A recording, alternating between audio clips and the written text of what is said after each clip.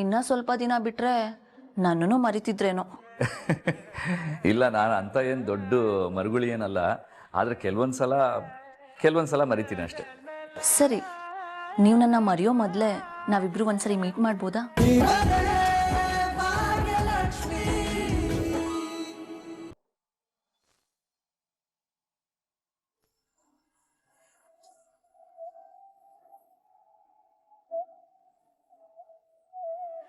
ಭಾಗ್ಯ ಬಂದ್ಯಾ? ಒಂದು ನಿಮಿಷ ಆಯ್ತು.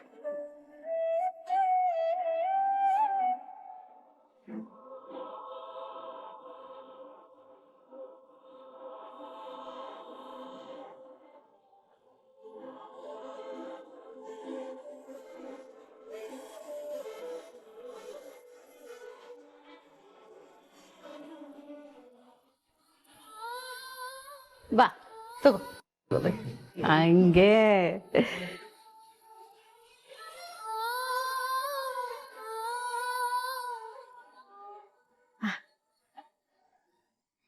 ಏನಾಯ್ತು ಭಾಗ್ಯ? ಏನೋ ಗಾಢವಾಗಿ ಯೋಚನೆ ಮಾಡ್ತಿರೋ ತರ ಇದೆ. ಅದೇ ಅತ್ತೆ, ಏನಾಗುತ್ತೋ ಏನೋ ಅಂತಾನೆ ಯೋಚನೆ ಆಗ್ತಿದೆ. ಅಮ್ಮ, ನೀನ್ ಏನು ವರಿ ಮಾಡ್ಬೇಡ, ಎಲ್ಲ ಚೆನ್ನಾಗಾಗತ್ತೆ. ಮಗಳೇ, ಜೀವನದಲ್ಲಿ ಎಷ್ಟೋ ಸವಾಲುಗಳನ್ನ ಆರಾಮಾಗಿ ಎದುರಿಸಿದ್ಯಾ ನೀನು. ಇದೊಂದು ದೊಡ್ಡ ವಿಷಯನೇ ನಿನಗೆ? ಯಾವುದೇ ರೀತಿಯಲ್ಲಿ ವರಿ ಮಾಡಬೇಡ, ಎಲ್ಲ ಒಳ್ಳೇದಾಗತ್ತೆ.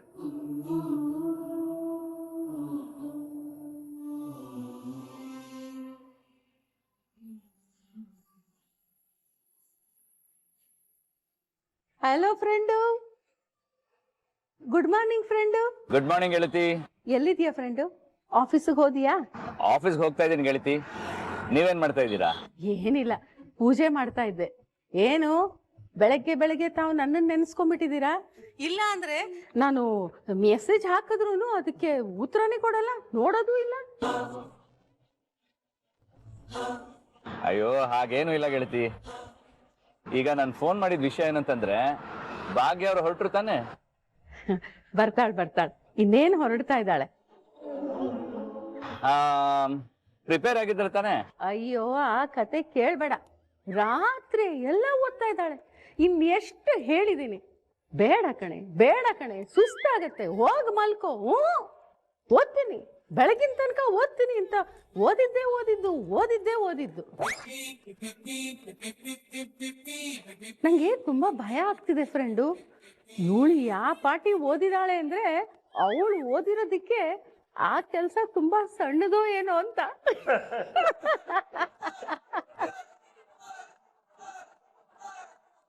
ಅಯ್ಯೋ ಪಾಪ, ಭಾಗ್ಯ ಅವ್ರ ಕಾಲ್ ಯಾಕೆ ಎಳಿತೀರಾ ಗೆಳತಿ?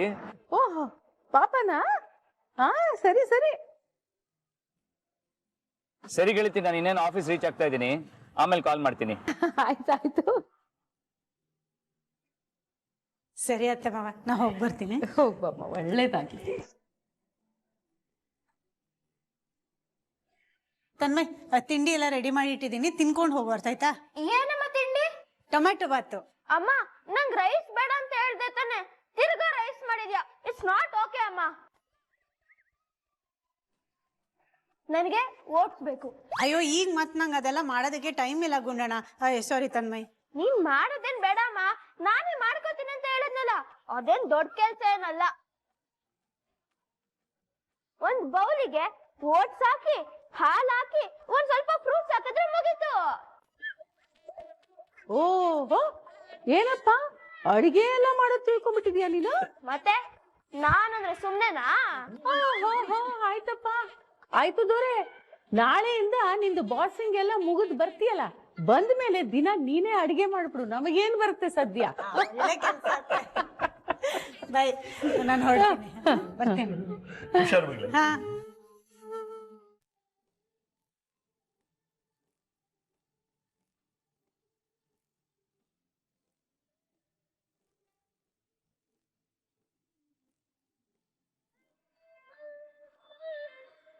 Hi, good morning beautiful. ಯಾರಿದು? ನೆನ್ನೆಯಿಂದ ಮೆಸೇಜ್ ಮಾಡ್ತಿದಾರಲ್ಲ, ಸಿಕ್ಕಾಪಟ್ಟೆ ಕಾಂಪ್ಲಿಮೆಂಟ್ಸ್ ಬೇರೆ ಕೊಡ್ತಾ ಇದ್ದಾರೆ. ಇರಬಹುದು. Thank you so much.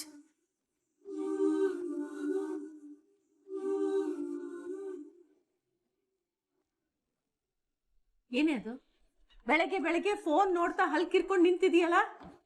ಅಜ್ಜಿ, ಅದು ನೇಹ ಒಂದು ಕಾಮಿಡಿ ಕಳಿಸಿದ್ಲು, ಅದನ್ನ ನೋಡ್ತಿದ್ದೆ. ಬೇರೆ ಕೆಲಸ ಇಲ್ವಾ? ನಿನಗೂ ಇಲ್ಲ ಅವಳಿಗೂ ಇಲ್ಲ. ಹೊತ್ತಾಗಿಲ್ಲ ಕಾಲೇಜ್ಗೆ? ಬೇಗ ತಯಾರಾಗಿ ಹೊರಡು. ಫೋನ್ ಎತ್ತಿಡಿ ಕಡೆ. ಕಾಮಿಡಿ ಅಂತೆ ಕಾಮಿಡಿ.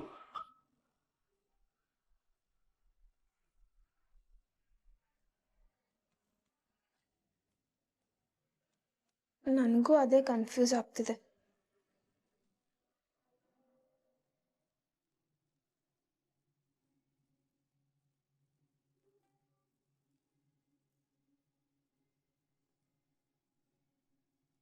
ಅಲ್ಲ, ನಾನು ಬ್ಲ್ಯಾಕ್ ಬಟ್ಟೆ ಹಾಕಿದ್ರೆ ಚೆನ್ನಾಗಿ ಕಾಣ್ತೀನಿ ಅಂತ ಇವ್ರಿಗೆ ಹೇಗೆ ಗೊತ್ತು? ಬ್ಲ್ಯಾಕೆ ಟ್ರೈ ಮಾಡ್ತೀನಿ.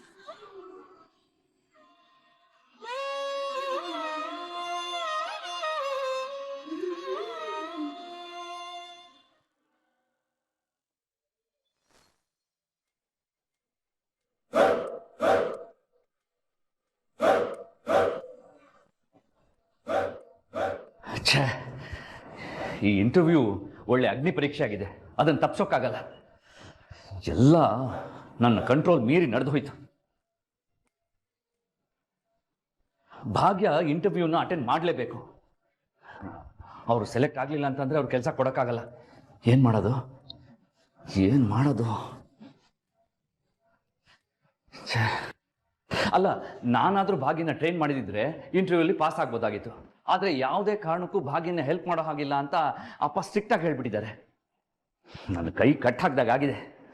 ಎಲ್ಲ ನನ್ನ ಕಣ್ಣು ಮುಂದೆನೇ ನಡೀತಾ ಇದ್ರು, ಏನೂ ಮಾಡೋಕ್ಕಾಗ್ತಿಲ್ಲ. ಆ್ಯಂಡ್ ಮೋರ್ ಓವರ್, ಭಾಗ್ಯಂಗೆ ಈ ಥರ ಕಾರ್ಪೊರೇಟ್ ಇಂಟರ್ವ್ಯೂಸ್ ಅಟೆಂಡ್ ಮಾಡಿ ಗೊತ್ತಿಲ್ಲ. ಏನು ಪ್ರಿಪೇರ್ ಆಗ್ತಾರೋ, ಏನು ಹೇಳ್ತಾರೋ ಒಂದು ಗೊತ್ತಾಗ್ತಾ ಇಲ್ಲ. ಅವ್ರಿಗಿಂತ ಜಾಸ್ತಿ ಟೆನ್ಷನ್ ನನಗಾಗ್ತಾ ಇದೆ.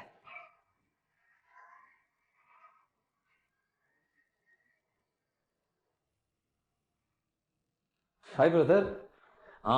Hello brother. ಏನ್ ಬ್ರದರ್, ಅವಾಗಲೇ ನೋಡ್ತಿದ್ದೆ ಒಳ್ಳೆ ಕೆಂಡದ ಮೇಲೆ ನಡೆಯೋ ತರ ಅಲ್ಲಿಂದ ಇಲ್ಲಿಗೆ ಓಡಾಡ್ತಾನೆ ಇದ್ರಲ್ಲ. ಯಾಕೆ ಇಷ್ಟೊಂದು ಟೆನ್ಷನ್ ಅಲ್ಲಿ ಇದ್ದೀರಾ? ಎನಿ ಪ್ರಾಬ್ಲಮ್ ಇದೆ ಬ್ರದರ್. ನಮ್ಮ ಟ್ರಸ್ಟ್ ಮ್ಯಾನೇಜಿಂಗ್ ಡೈರೆಕ್ಟರ್ ಪೊಸಿಷನ್ಗೆ ಭಾಗ್ಯ ಇಂಟರ್ವ್ಯೂ ಅಟೆಂಡ್ ಮಾಡಬೇಕು. ಅದು ಹೇಗೆ ಪ್ರಿಪೇರ್ ಆಗ್ತಾರೋ, ಏನು ಮಾಡ್ತಾರೋ ಒಂದು ಗೊತ್ತಾಗ್ತಾ ಇಲ್ಲ. ನನಗೆ ಟೆನ್ಷನ್ ತಡೆಯೋಕ್ಕಾಗ್ತಾ ಇಲ್ಲ ಬ್ರದರ್. ವಾಟ್? ಇಂಟರ್ವ್ಯೂ ಅಟೆಂಡ್ ಮಾಡ್ಬೇಕಾ? ಅಲ್ಲ ಬ್ರದರ್, ಮ್ಯಾನೇಜಿಂಗ್ ಡೈರೆಕ್ಟರ್ ಪೊಸಿಷನ್ಗೆ ನೀವೇ ಭಾಗ್ಯನ ಅಪಾಯಿಂಟ್ ಮಾಡಿದ್ರಿ ಅಂತ ಹೇಳಿದ್ರಲ್ಲ. ಆಮೇಲೆ ನಾನು ಆಫೀಸ್ ಪೋರ್ಟಲಲ್ಲೂ ಚೆಕ್ ಮಾಡಿದೆ, ಈ ಪೊಸಿಷನ್ಗೆ ಓಪನಿಂಗ್ ಇತ್ತು ಅಂತ ಇತ್ತು. ಏನಕ್ಕೆ ಬ್ರದರ್, ಏನಾಯ್ತು? ಅಯ್ಯೋ ಬ್ರದರ್, ಅದೊಂದು ದೊಡ್ಡ ಕಥೆ. ಈ ಟೆನ್ಷನಲ್ಲಿ ಅದನ್ನೆಲ್ಲ ಹೇಳೋಕ್ಕಾಗಲ್ಲ. ಇನ್ನೊಂದು ದಿವಸ ಹೇಳ್ತೀನಿ ಬಿಡಿ.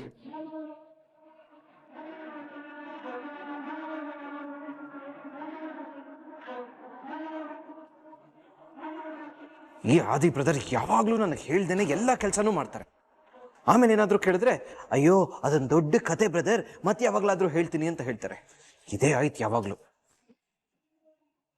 ನಿನ್ನೆ ಮತ್ತೆ ಮ್ಯಾನೇಜಿಂಗ್ ಡೈರೆಕ್ಟರ್ ಪೊಸಿಷನ್ಗೆ ಕಾಲ್ ಮಾಡಿದ್ದಾರೆ ಅಂತ ಗೊತ್ತಾದಾಗ್ಲಿಂದ ನನಗೆ ಸ್ವಲ್ಪ ರಿಲೀಫ್ ಸಿಗ್ತಿದೆ. ಆದರೆ ಈಗ ನೋಡಿದ್ರೆ ಆದಿ ಬ್ರದರ್ ಹೇಳೋ ಪ್ರಕಾರ ಭಾಗ್ಯ ಅದೇ ಪೊಸಿಷನ್ಗೆ ಅಪ್ಲೈ ಮಾಡಿದ್ದಾಳೆ. ಇಂಟರ್ವ್ಯೂ ಕೂಡ ಅಟೆಂಡ್ ಮಾಡ್ತಿದ್ದಾಳಂತೆ. ಏನು ನಾಟಕ ಮಾಡ್ತಿದ್ದಾರೆ ಅಂತಲೇ ಗೊತ್ತಾಗ್ತಿಲ್ಲ. ಎಲ್ಲ ನನ್ನ ಕರ್ಮ. ಎಲ್ಲಿಗೆ ಹೋದ್ರೂ ಕಾಲಿಗೆ ಸಿಕ್ಕಾಕೊಳ್ಳೋ ಬಳ್ಳಿ ಥರ ಆಗಿದ್ದಾಳೆ ಈ ಭಾಗ್ಯ. ಬಂದು ನನಗೇ ಸಿಗ್ತಾನೆ. ಇನ್ನು ಮ್ಯಾನೇಜಿಂಗ್ ಡೈರೆಕ್ಟರ್ ಆಗಿ ಇದೇ ಆಫೀಸಿಗೆ ಬಂದ್ರಂತೂ ವೇಟ್ ತಾಂಡವ್ ವೇಟ್.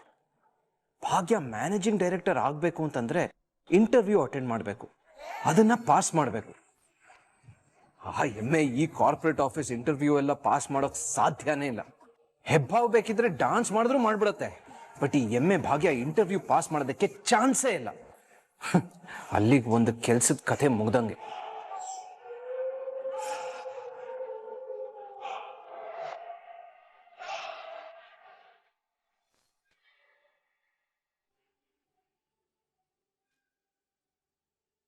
ಭಗವಂತ, ನನಗೆ 2 ಆಸೆಗಳಿದೆ. ಅದನ್ನೇ ನಿನ್ನ ಹತ್ರ ಬೇಡ್ಕೊಳ್ಳೋಣ ಅಂತ ಬಂದಿದ್ದೀನಿ. ನೀ ನನ್ನ ಕೈ ಬಿಡಲ್ಲ ಅಂತ ನಾನು ನಂಬಿದ್ದೀನಿ ಭಗವಂತ. ಮೊದಲನೇದು, ನನ್ನ ಸೊಸೆ ಭಾಗ್ಯ ಕೆಲ್ಸದ ಪರೀಕ್ಷೆ ಕೊಡಕ್ ಹೋಗಿದ್ದಾಳೆ. ಆ ಪರೀಕ್ಷೆ ಚೆನ್ನಾಗಾಗ್ಲಿ ತಂದೆ. ಆ ಕೆಲಸ ಅವಳಿಗೆ ಸಿಗೋ ಹಾಗೆ ಮಾಡು ದಯವಿಟ್ಟು. ಮೊದಲನೇದು ಕೆಲ್ಸದ್ದಾದ್ರೆ, 2ನೇದು ಅವಳ ಜೀವನದ ಪ್ರಶ್ನೆ. ಅವಳನ್ನ ಈ ಥರ ಒಂಟಿಯಾಗಿ ನನಗೆ ನೋಡೋಕ್ಕಾಗ್ತಿಲ್ಲ ತಂದೆ. ನಾನು ಹೋಗ್ತೀನಿ, ಅವಳ ಜೊತೆಗೆ ನಾನಿದ್ದೀನಿ, ನಮ್ಮ ಯಜಮಾನ್ರಿದ್ದಾರೆ, ಮುತ್ತಿನಂತ 2 ಮಕ್ಕಳಿವೆ. ಹೌದು, ಅದು ನಿಜ. ಆದ್ರೆ ಅವಳ ಜೀವನ ಪರ್ಯಂತ ನಮ್ಮನ್ನ ನಂಬ್ಕೊಂಡು ಬಾಳಕ್ ಆಗತ್ತ ತಂದೆ? ಅವಳಿಗೆ ಆದ ಒಂದು ಆಸರೆ ಬೇಕಲ್ವಾ? ನನಗೆ ನನ್ನ ಭಾಗ್ಯ ಮತ್ತೆ ಆದಿ ಒಂದಾಗ್ಬೇಕು ಅಂತ ಆಸೆ ತಂದೆ. ಅದು ಆಗ್ತಿದೆ ಕೂಡ. ಅಲ್ಲ, ಮಧ್ಯ ಅವರಿಬ್ಬರನ್ನ ದೂರ ಮಾಡಕ್ಕೆ ಏನೇನೋ ವಿಷಯಗಳಿಗೆ ಬಂತು, ಮನಸ್ತಾಪಗಳು ಬಂತು. ಆದ್ರೆ ಎಲ್ಲಾನು ತಾನಾಗೆ ಸರಿನೂ ಹೋಗ್ತಿದೆ. ಇದೆಲ್ಲ ಕಾಕತಾಳೀಯ ಅಂತ ನಾನಂತೂ ಒಪ್ಪಲ್ಲ. ಇದೆಲ್ಲ ನೀನೇ ನಿಂತು ಮಾಡಿಸ್ತಿದೀಯ ಅಂತ ನಾನು ನಂಬಿದ್ದೀನಿ. ಭಾಗ್ಯಂಗೊಂದು ಆಸರೆ ಆಗ್ಬೇಕು ಅನ್ನೋದು ನನ್ನ ಆಸೆ. ಅದೇ ಆಸೆ ನಿನಗೂ ಇದೆ ಅಂತ ನಾನು ನಂಬಿದ್ದೀನಿ.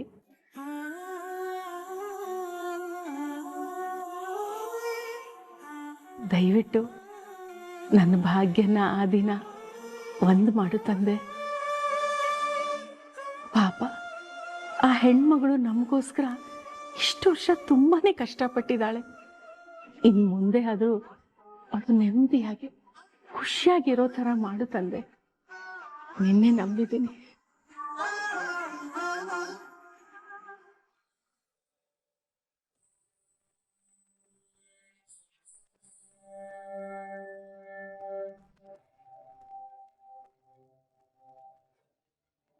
ಅರೆ, ಅನ್ನೋನ್ ನಂಬರು. ನನ್ಗೆ ಯಾರು ಕಾಲ್ ಮಾಡ್ತಿದ್ದಾರೆ? ಹಲೋ. ಹಾಯ್ ಆದಿ, ನಾನು ಸೌಂದರ್ಯ ಮಾತಾಡ್ತಾ ಇರೋದು. ಸೌಂದರ್ಯನಾ? ಯಾವ ಸೌಂದರ್ಯ? ಗೊತ್ತಾಗಿಲ್ವಾ? ಅದೇ ಪೊಲೀಸ್ ಸ್ಟೇಷನಲ್ಲಿ ಕಂಪ್ಲೇಂಟ್ ಕೊಟ್ಟಿದ್ನಲ್ಲ, ಆ ಸೌಂದರ್ಯ. ಓ, ನೀವಾ? ಸಾರಿ, ಮರ್ತ್ಬಿಟ್ಟಿದ್ದೆ. ಹಬ್ಬ, ನೆನ್ಪಿದ್ದೀನಲ್ಲ, ಮರ್ತೇ ಬಿಟ್ರೇನೋ ಅನ್ಕೊಂಡಿದ್ದೆ. ಇಲ್ಲ, ನೀವು ನೆನಪಿದ್ದೀರ ನನಗೆ. ನಿಮ್ಮ ಹೆಸರು ಮರ್ತ್ಬಿಟ್ಟಿದ್ದೆ ಅಷ್ಟೇ. ಹೆಸರಲ್ಲೇನಿದೆ ಬಿಡಿ, ನಾನು ನೆನಪಿದ್ರೆ ಸಾಕು. ಮತ್ತೆ ಏನು ಮಾಡ್ತಿದ್ದೀರಾ? ಆಫೀಸಲ್ಲಿದ್ದೀನಿ. ಅದು ನಂಗೆ ಗೊತ್ತಿದೆ.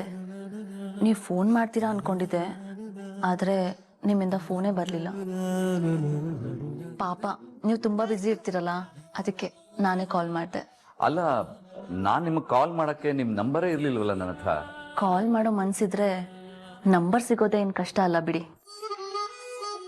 ಅಂದರೆ ಅವತ್ತು ನಾನು ಫೋನ್ ಮಾಡಿದ್ದು ಇದೇ ನಂಬರಿಂದ ಅಲ್ವಾ? ನಿಮ್ಮ ಕಾಲ್ ಲಿಸ್ಟಲ್ಲಿ ನನ್ನ ನಂಬರ್ ಈಗಲೂ ಇರುತ್ತೆ. ಓ, ಸಾರಿ, ಹೌದಲ್ವಾ? ನಾನು ಮರ್ತೇ ಬಿಟ್ಟಿದ್ದೆ ನೋಡಿ. ಎಷ್ಟೊಂದು ಮರುವು ಆದಿ ನಿಮಗೆ, ಎಲ್ಲನೂ ಮರ್ತು ಬಿಡ್ತೀರಲ್ಲ. ಏನೋ ಪುಣ್ಯ, ನಾನಿವತ್ತು ಫೋನ್ ಮಾಡಿದ್ದೀನಿ, ನನ್ನ ಹೆಸರು ಮರ್ತರು ನಾನು ನಿಮಗೆ ನೆನಪಿದ್ದೀನಿ. ಇನ್ನೂ ಸ್ವಲ್ಪ ದಿನ ಬಿಟ್ಟರೆ ನನ್ನನ್ನು ಮರಿತಿದ್ರೇನೋ. ಇಲ್ಲ, ನಾನು ಅಂತ ಏನು ದೊಡ್ಡ ಮರುಗುಳಿ ಏನಲ್ಲ. ಆದರೆ ಕೆಲವೊಂದ್ಸಲ ಮರಿತೀನಿ ಅಷ್ಟೆ. ಸರಿ, ನೀವು ನನ್ನ ಮರೆಯೋ ಮೊದಲೇ ನಾವಿಬ್ರು ಒಂದ್ಸರಿ ಮೀಟ್ ಮಾಡ್ಬೋದಾ? ಯಾಕೆ? ಅಮೆರಿಕದ ಪ್ರೆಸಿಡೆಂಟು ಭಾರತದ ಮೇಲೆ ಜಾಸ್ತಿ ಟಾರಿಫ್ ಹಾಕಿದಾರಲ್ವಾ, ಅದ್ರ ಬಗ್ಗೆ ಡಿಸ್ಕಸ್ ಮಾಡೋಕ್ಕೆ. ಓ, ಅದಕ್ಕಾದ್ರೆ ಖಂಡಿತ ಮೀಟ್ ಮಾಡ್ಬೋದು ನೋಡಿ. ದೇಶ ಮುಖ್ಯ ಅಲ್ವಾ? ಆದಿ, ಸಾರಿ, ಫ್ರೀ ಇದ್ದಾಗ ಹೇಳ್ತೀನಿ, ಪ್ಲ್ಯಾನ್ ಮಾಡ್ಕೊಂಡು ಮೀಟ್ ಮಾಡೋಣ. Thank you so much. Bye.